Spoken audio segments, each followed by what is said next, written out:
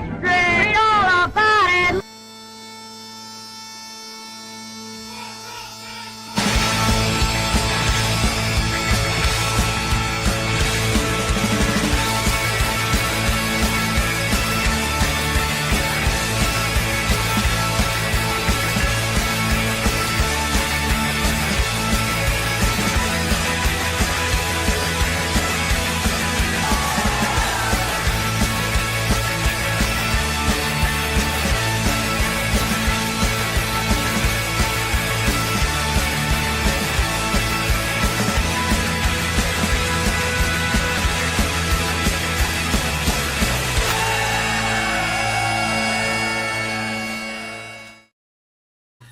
Yo, yo, yo, what is going on, Patriots Nation? It is your full-time scientist, fuller-time sports fan, Soor here with my guy, father of Patriots Nation, Aiden Hauser.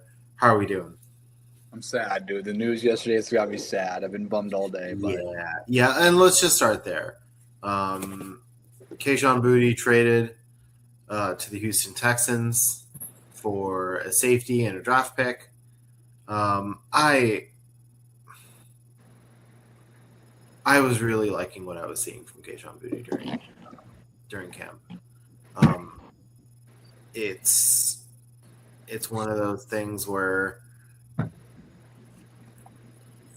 you know something was going to happen, but you keep trying to convince yourself that it's not. And I kept looking back to that chemistry between Kayshon Boutte and Drake May and figured that was something that we wanted to see for the season. And I still feel like for me, that was pivotal. On the other hand, we had a wide receiver logjam, so I can understand why they felt the need to trade him. But I guess the compensation could have been worse. We got a player and a pick. Safety Jalen Reed from the Texans and then a 7th round draft pick. And I mean, Reed's gotten Reed's an experienced safety. He played in both of their playoff games. He's decently talented. I think he's someone that can kind of be a backup behind Woodson and Byard for us. But at the same time, like, I also thought there were other positions where we could have used more depth, and the Texans had talent there. So, even that aspect of it is a little confusing. What are your thoughts? I mean, we need depth in a lot of areas, and I felt like for the first time in a long time, we've actually had solid depth at receiver. And I think like Boutte is one of those players too, where it's like I think he's just a lot more valuable to us than like what he's actually worth. Sure. Like just the chemistry. Like he's not going to be like a 1,000-yard receiver. I mean, maybe, but he's not like going to be the alpha anywhere. And like that was fine with kind of who we had around him. Like he was going to be good in a supplementary role, I thought. But I don't know, just getting rid of guys that like are young, don't cost a lot, and like make plays is like just weird to me that we got rid of them. Yeah, and I think for me the thing that's hardest to wrap my head around is that he really gave no reason on the field for us to trade. And maybe I know he wanted to trade. Maybe it was more so him. Maybe we didn't want to. But yeah, and I think that's fair. And if he wanted to get a chance to be closer to a wide receiver 2, wide receiver 3 kind of role, and we kind of knew that he was going to be closer to a 4 or 5, but at the same time, I think I had a feeling that if he was going to play, he was going to end up getting way more catches than anybody expected, just because of, again, that chemistry that he has with Drake May. But at the same time, I think this at least makes the wide receiver picture clearer. You got your for sure kind of top three with A.J. Brown, Romeo Doubs, Demario Douglas, and then throw Matt Collins in there, you've kind of got a pretty set top four. And then you've got your depth pieces behind him. And so at least that's a clearer picture. You have a clearer vision of what the team looks like. And I could have seen him going for less. So I'm glad that we got a young, decently talented player, and then also got some optionality with a draft pick. I think we're going to miss him, but I'm honestly not 100% sure we feel the impact because of what we have coming in. It's interesting though. I think he's going to be in Kayshon Boutte's going to be in his own logjam in Houston. They've got plenty of receiver talent as well, so he might see himself in a wide receiver 5, wide receiver 6 position even there.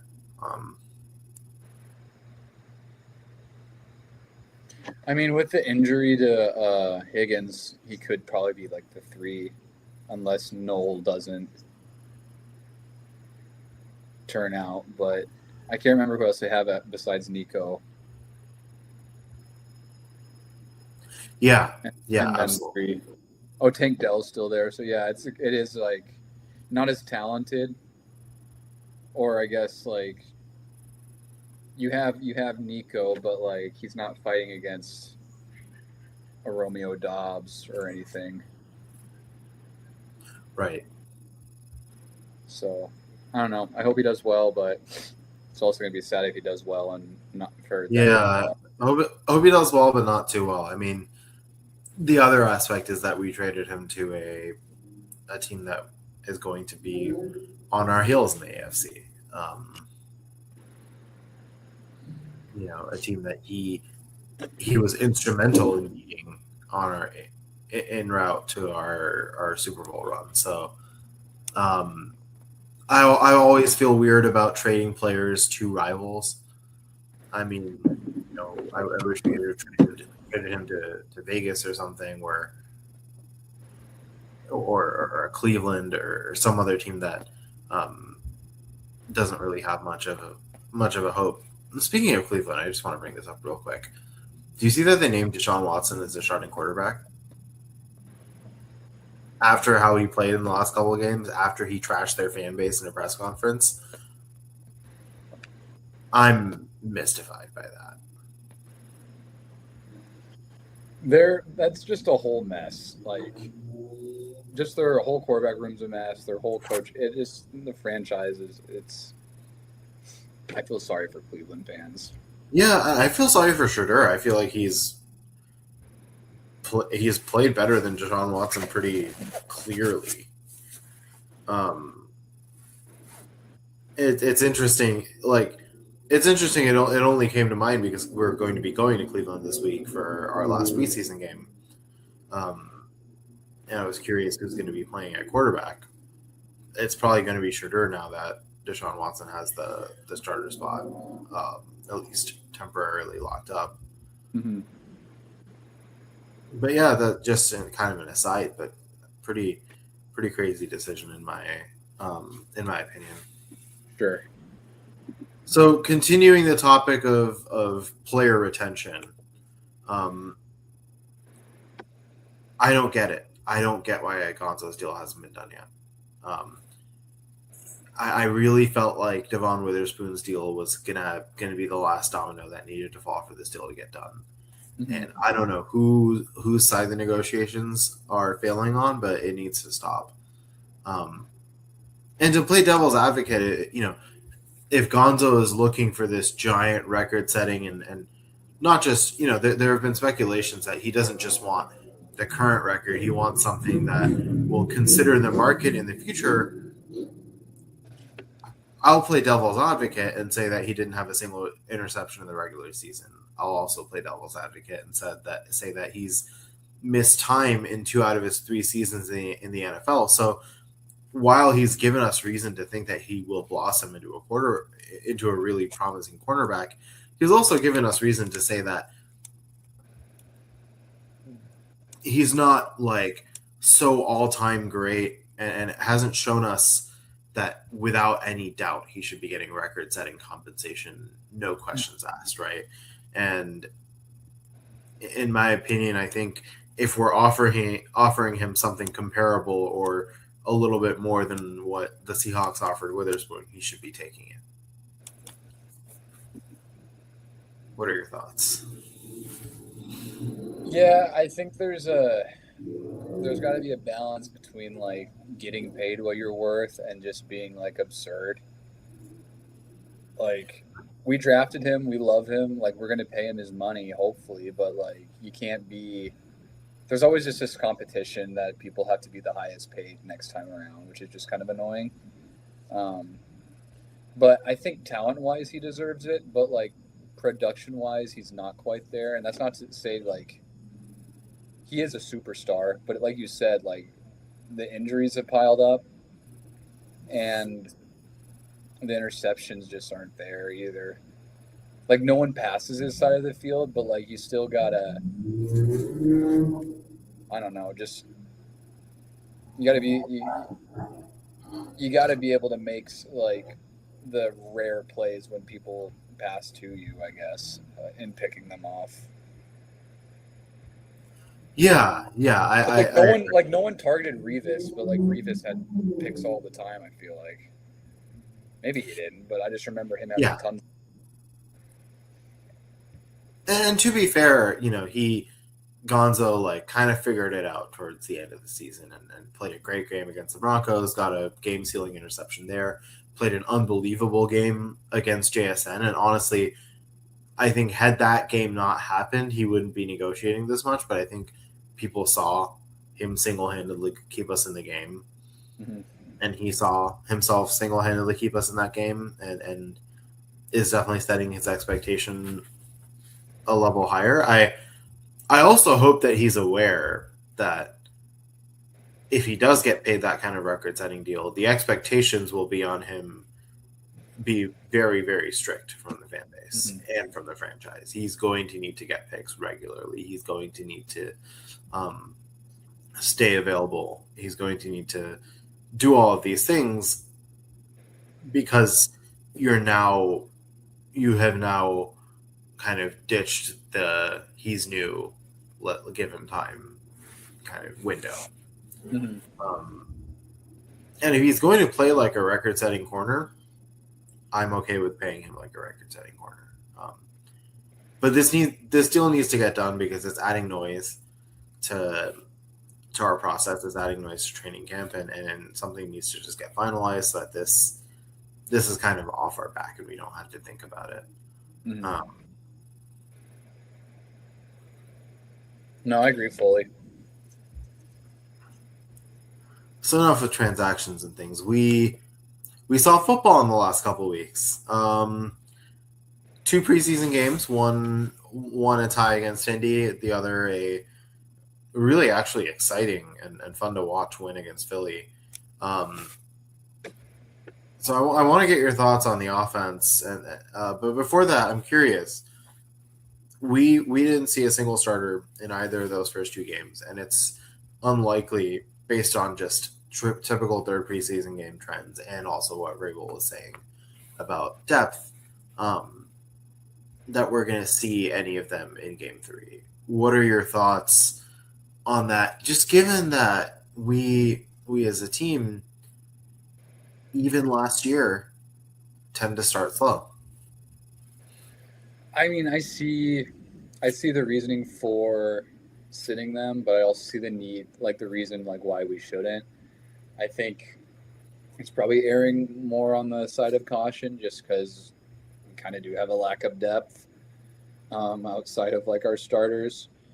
So I guess it makes sense to want to keep them healthy for actual regular season play. Because I mean, injuries happen even in preseason, and it would be horrible to just have some sort of like tragic season-ending injury to a starter on just like a fluke play in the preseason. But then at the same time, it's like they're gonna be some rust. They're gonna have to shake off the first few drives of the next game, of the first regular season game. and it's against Seattle, so it's like, I don't know. I think I'd rather. It's a long season. I think I'd rather have them be full health for the season than risk getting injured in the preseason. That's kind of where I land. Yeah, and I think that's a fair take. I would like to see them play a couple series against Cleveland, and maybe not all of them, but I'd like to see Drake out there. I'd like to see AJ out there. Partially because preseason offers the chance to kind of experience game action in a lower physicality situation. Like, if anything, you don't want to get into a position. You don't want to get into a position where your first game action is in a regular season game, and you're, and then you're kind of lacking conditioning and all of that. At the same time, from what I've seen, the joint practices have been really intense, and maybe the reason that we're not doing this is that we honestly think that the joint practices are a better simulation of game action than these preseason games. Sure. I think I'm willing to get behind that just because of some of the footage that I've seen from these joint practices. And we're also just seeing a change in the philosophy of what preseason means, especially with that extra added regular season game. I mean, I saw a reel the other day of Brady throwing a dime to Moss with 5:27 left in the third quarter of a preseason game. I feel like we're never going to see that anymore. But I think it's also a nice thing for the fans to just give a little sneak preview of your best guys. I wonder if part of this is that we don't want to showcase Drake's evolution over the summer. We don't want to showcase what things look like with Brown because we want the first people to see it is Seattle getting hit in the face. And I think that would be a totally valid thing. I think it's important though that whether it's playing well in these joint practices, I mean, we don't have any against Cleveland, so whether it's approaching your next few practices the right way and with game-like intensity, or it's having them play a couple series in Cleveland, you need to do something to kind of get yourselves ready to go, because I think the Seattle game is really important.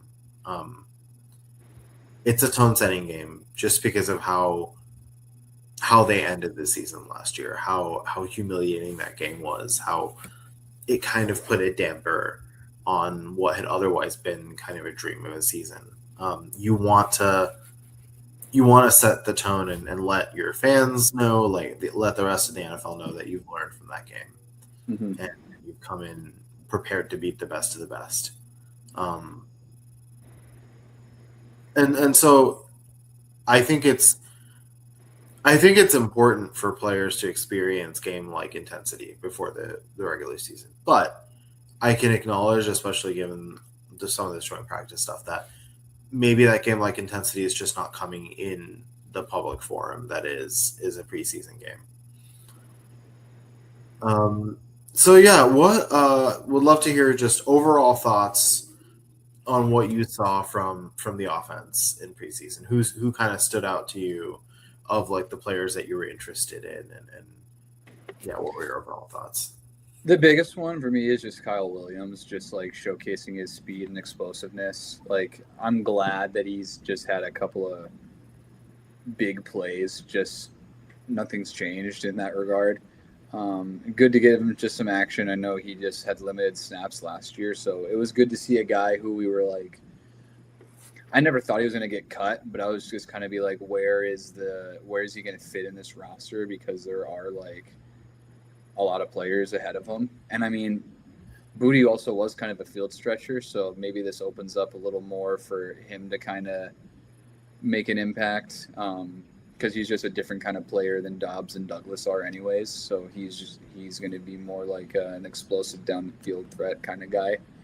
But it was good seeing him. He had a 70-yard touchdown, and then and then 2 weeks ago it was a 30-yarder or something. Mm-hmm. So a couple of deep plays. We're gonna need that this year too. That's the explosive plays are huge. So it was good to see him just just to continue to make an impact when he's on the field. Yeah, absolutely. And Kyle Williams was definitely the player that stood out to me the most. Just like explosive play that used his speed, good route running, and just like speed's a weapon. And if you're not Tyquan Thornton and you can actually hold on to a football, it can actually be a really useful weapon. Mm-hmm. And I think he's the only one in our receiver room that like really has this kind of feature weapon that can be used in very specific situations and can get big plays in big moments. And so while he wasn't in that quartet that I mentioned of Brown, Dobbs, Douglas, and Holland, I'd argue that he's as important as any of them. Ashton Chisholm also played well, so good play from both of the rookies, both of the second years. I liked what I saw. I liked what I saw there. So I think I feel better about the floor of the wide receiver room than I felt coming in. I also I enjoyed seeing some of the backup running backs. Landon Larson and Jam Miller have both shown me some interesting things. My personal take is that I think Land Larson has a slight edge in that RB3 battle just because he also shows the ability as a pass catcher, which I haven't quite seen from Jam Miller. Mm-hmm. But it's been fun watching both of them play. I think they've both done a nice job. Offensive line play has been poor. I think generally both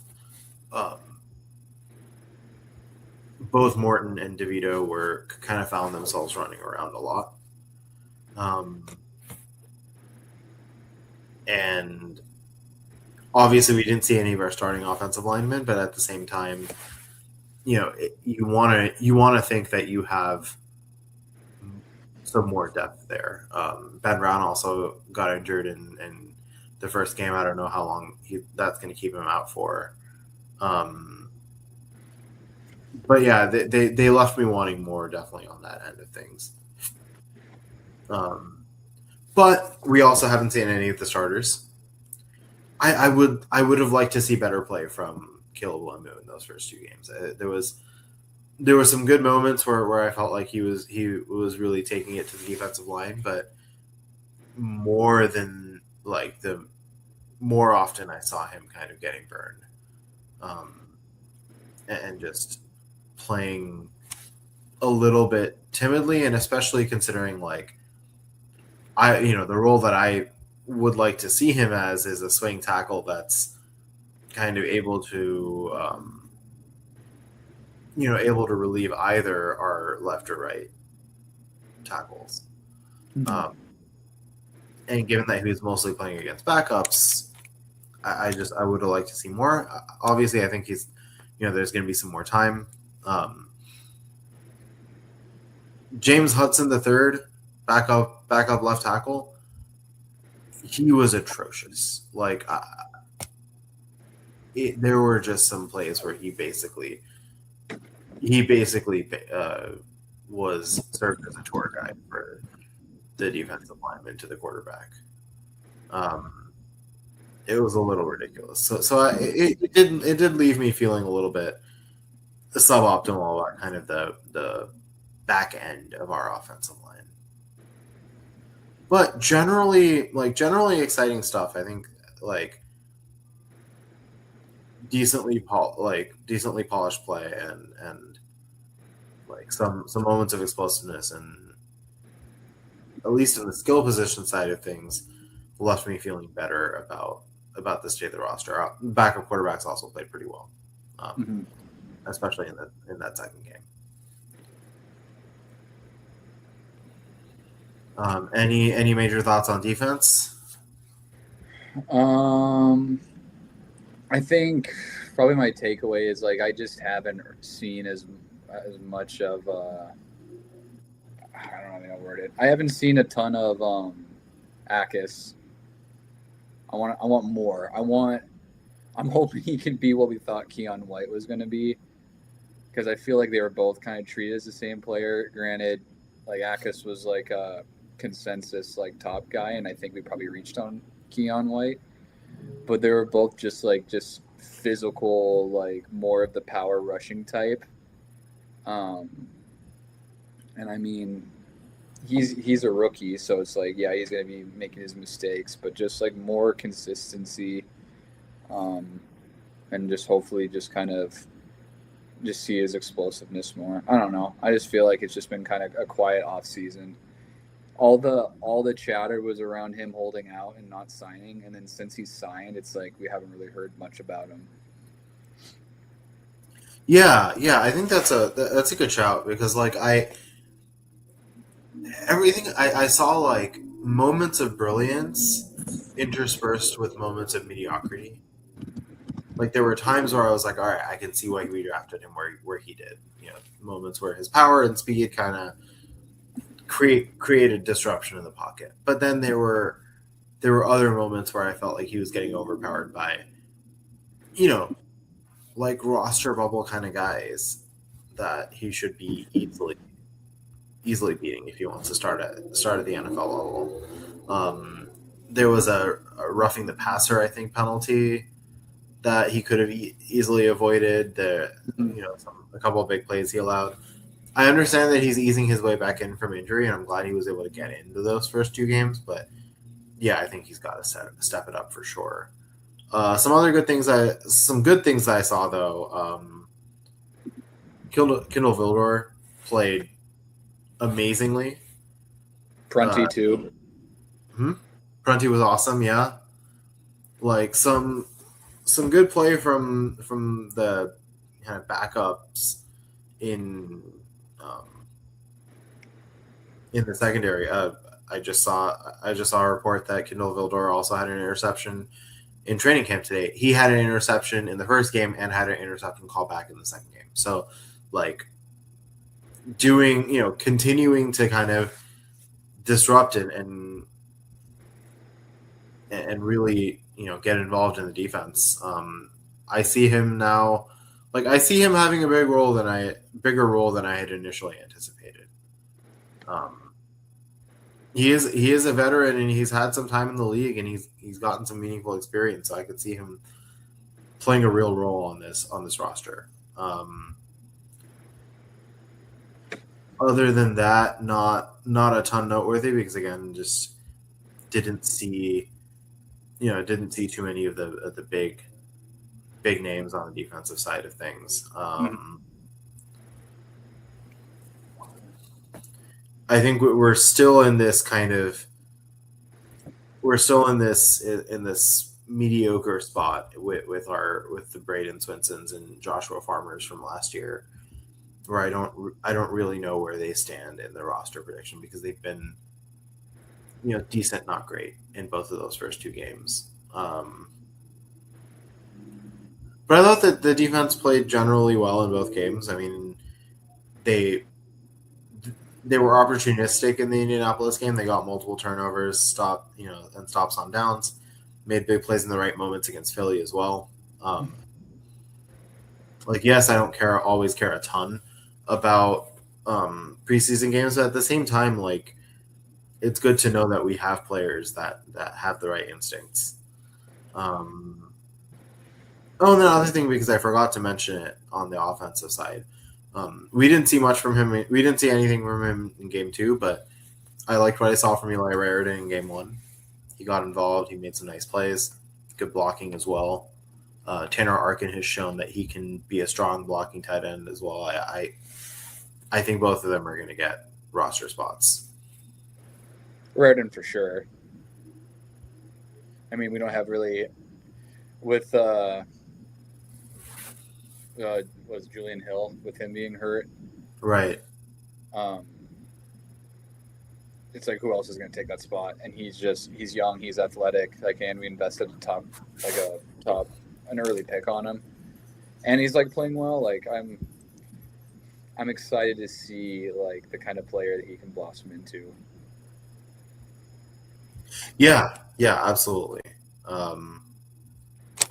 He's got big play potential. He's very strongly overachieved in training camp, and obviously the Julian Hill injury is upsetting. But I do like the opportunity that Raritan now has to get a role from the very get go in this offense. And a lot of the catches he didn't make in that first game were just errant passes from Tommy DeVito. So all the good play that I see from your Kyle Williams, your Afton Chisholm, your Eli Raridans, it makes me excited to think about what that would look like with Drake May throwing the football. Mm-hmm. Way cooler. Yeah. So with the third preseason game coming, we're going to be having roster decisions. Let's do it this way. Name a couple players who you think hurt their case for a roster spot, or whether it's a roster spot or like just their general positioning on the team. And then a couple of players who you think really helped their case.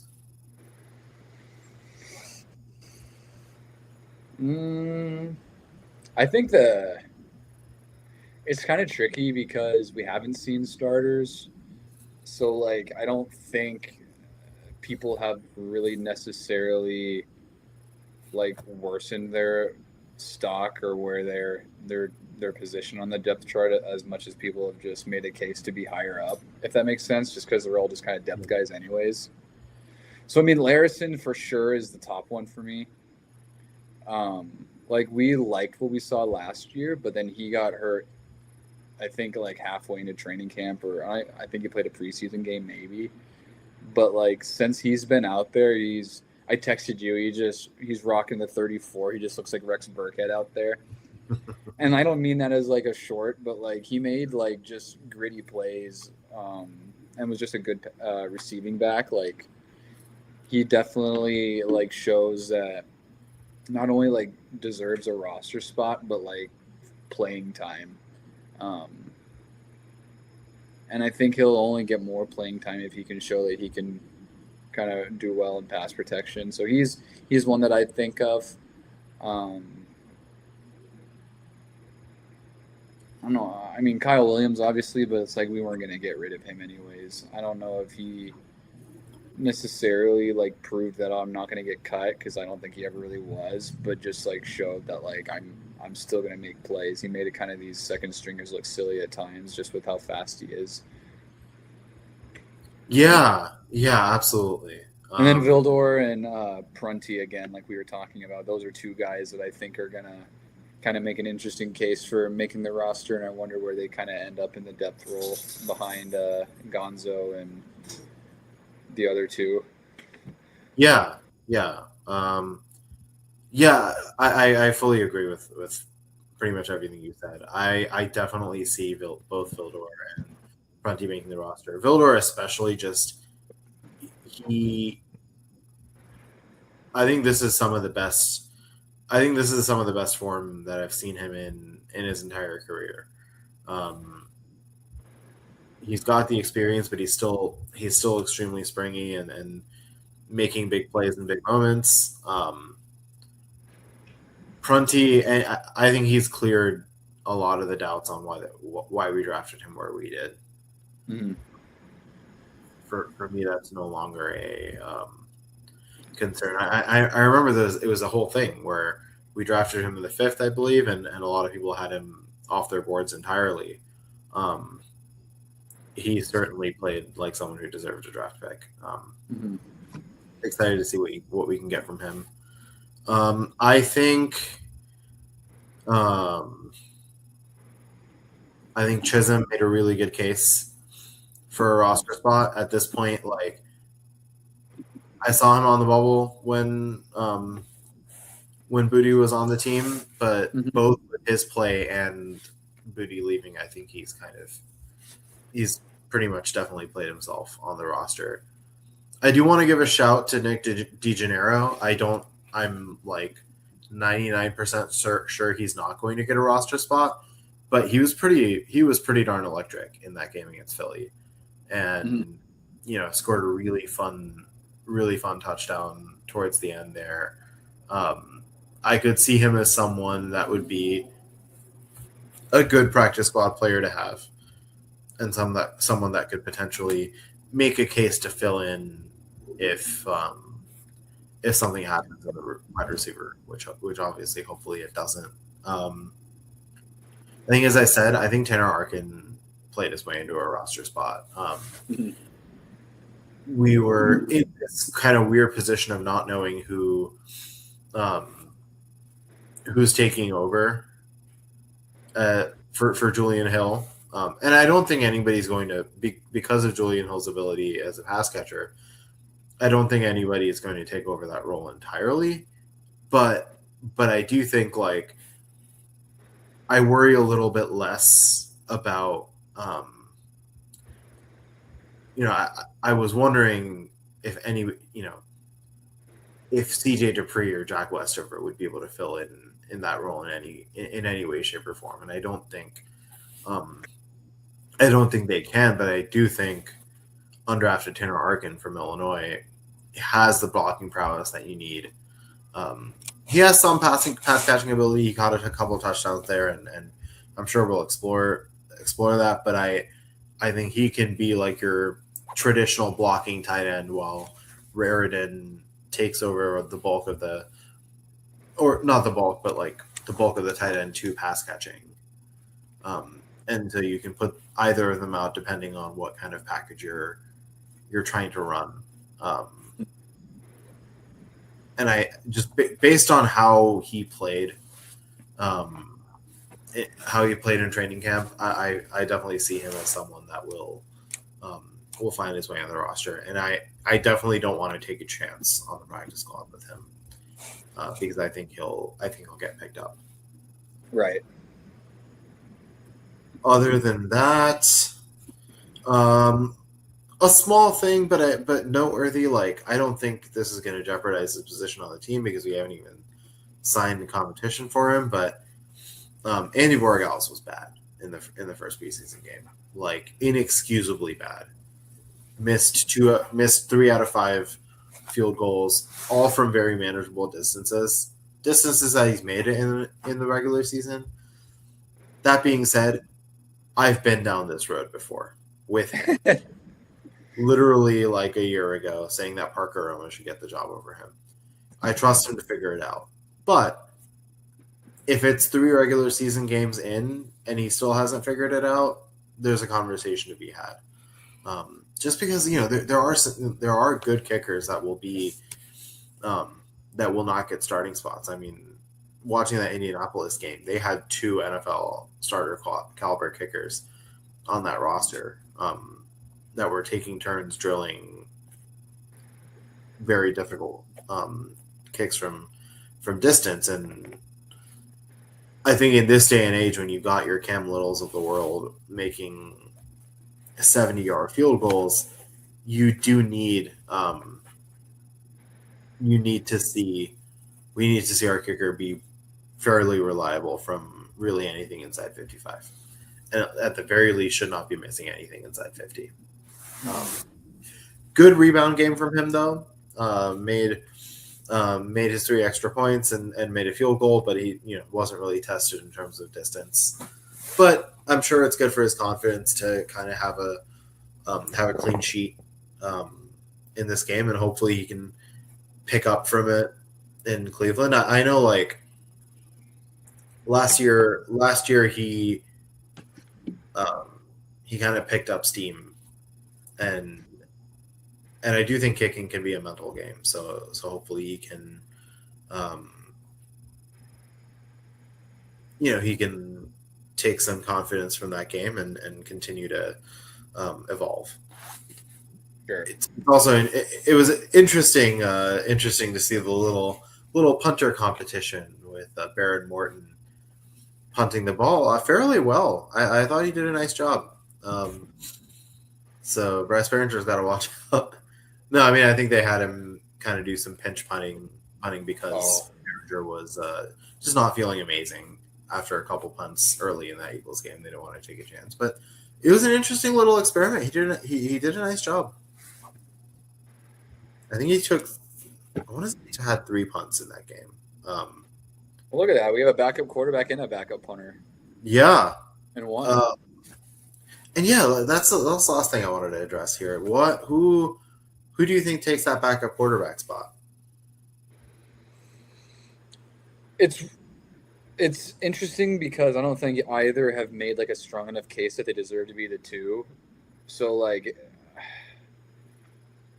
you could honestly flip a coin for me to be like, oh, this is who's going to get it. I just say it might just DeVito probably would, just because of the experience and how much he knows the playbook.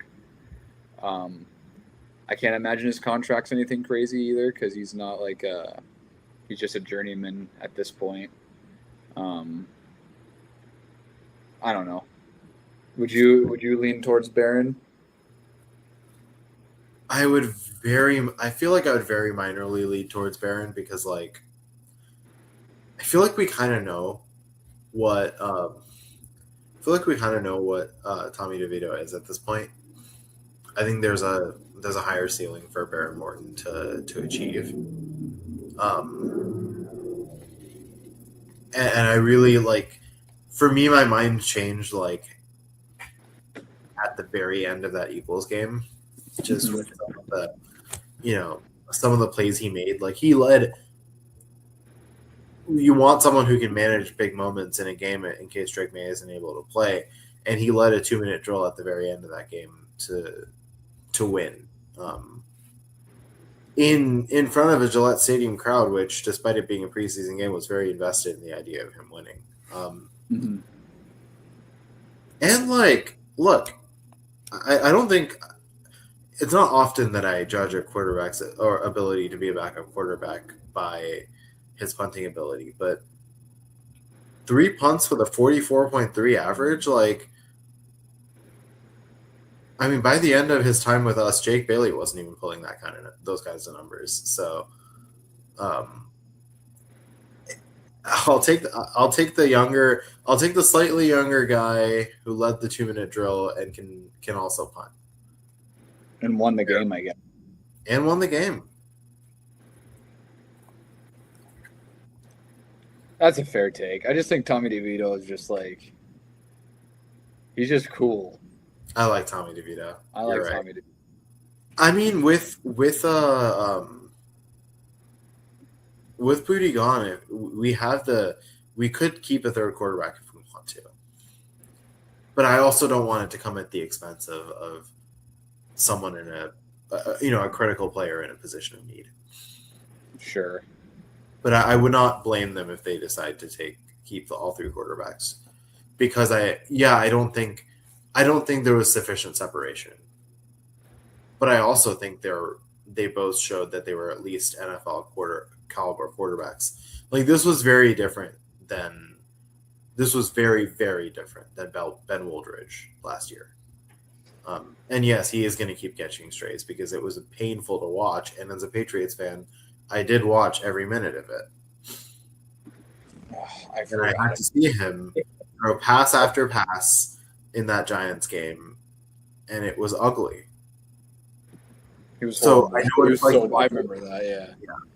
So my point is, I know what it's like to watch Patriot quarterbacks that don't have any business playing in the NFL. This was not that from either player. Mm-hmm. And so I'd like to see them both get a crack at it.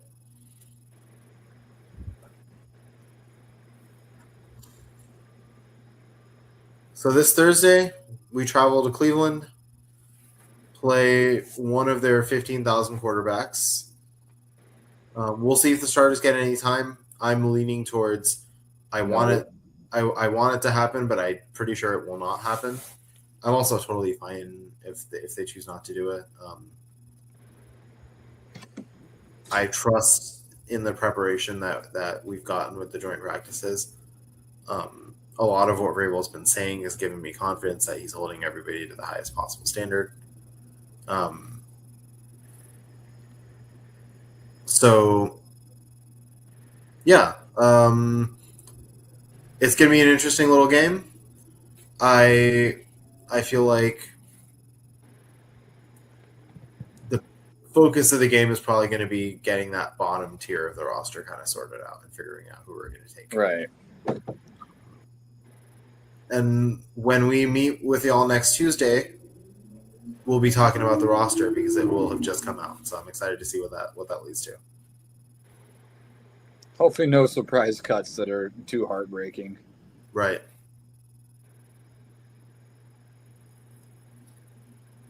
But we'll be here to break it down as we always have been. And looking forward to just continuous football talk. The waiting period's over. I've been so ready for months. It's just finally here. I'm excited.